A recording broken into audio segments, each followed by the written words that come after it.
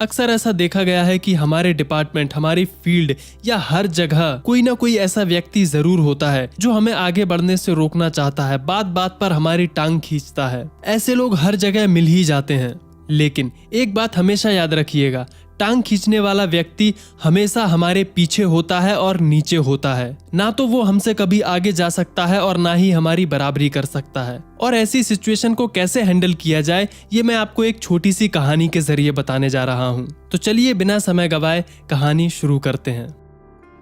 चिंकी एक चिड़िया का नाम था। सर्दियां आने को थी और चिंकी चिड़िया का घोंसला पुराना हो चुका था। उसने सोचा चलो एक नया घोंसला बनाते हैं ताकि ठंड के दिनों में कोई दिक्कत ना हो। अगली सुबह वो उठी और पास के एक खेत से चुन चुनकर तिनके लाने लगी। सुबह से शाम तक वो इसी काम में लगी रही और फाइनली उसने एक शानदार घोंसला तैयार कर लिया। लेकिन पुराने घोंसले से भी उसका लगाव अभी तक खत्म नहीं हुआ था।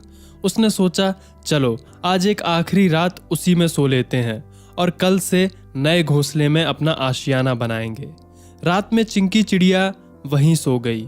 अगली सुबह उठते ही वो अपने नए घोंसले की तरफ उड़ी, पर जैसे ही वो वहां पहुंची उसकी आंखें फटी की फटी रह गईं। किसी और चिड़िया ने उसका घोंसला तहस नहस कर दिया था। चिंकी की आंखें भर आईं, वो मायूस हो गई।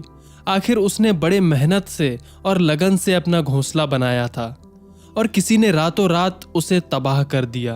पर अगले ही पल कुछ अजीब हुआ। उसने गहरी सांस ली, हल्का सा मुस्कुराई और एक बार फिर उस खेत से जाकर तिनके चुनने लगी। कल की तरह आज भी उसने सुबह से शाम तक मेहनत की और एक बार फिर एक नया और बेहतर घोंसला तैयार कर लिया।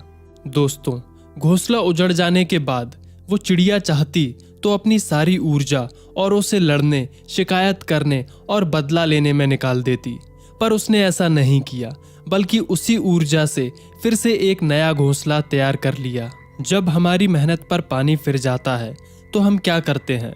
शिकायत करते हैं, दुनिया के सामने अपना रोना रोते हैं, लोगों को कोसते हैं, अपनी फ्रस्ट्रेशन निकालने के लिए न जाने क्या क्या करते हैं।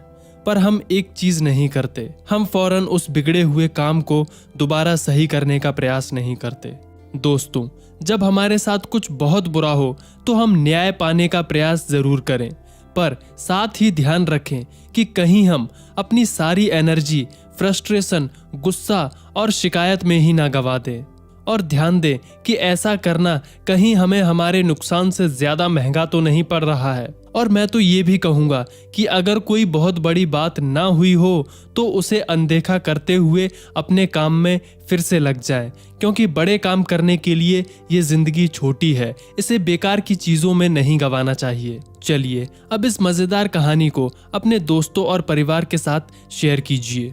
और सबसे ज़रूरी बात, अगर आप बफर लाइफ चैनल पर नए हैं और अभी तक हमारा चैनल सब्सक्राइब नहीं किया है तो नीचे दिए गए सब्सक्राइब के बटन पर क्लिक करें और बेल आइकन को दबाएं ताकि मेरे आने वाले वीडियोस का नोटिफिकेशन आपको सही समय पर मिल सके। फिलहाल के लिए इतना ही। मैं मिलता हूँ अगले वीडियो में एक नई कहानी, एक नए किस्से के साथ। धन्यवाद।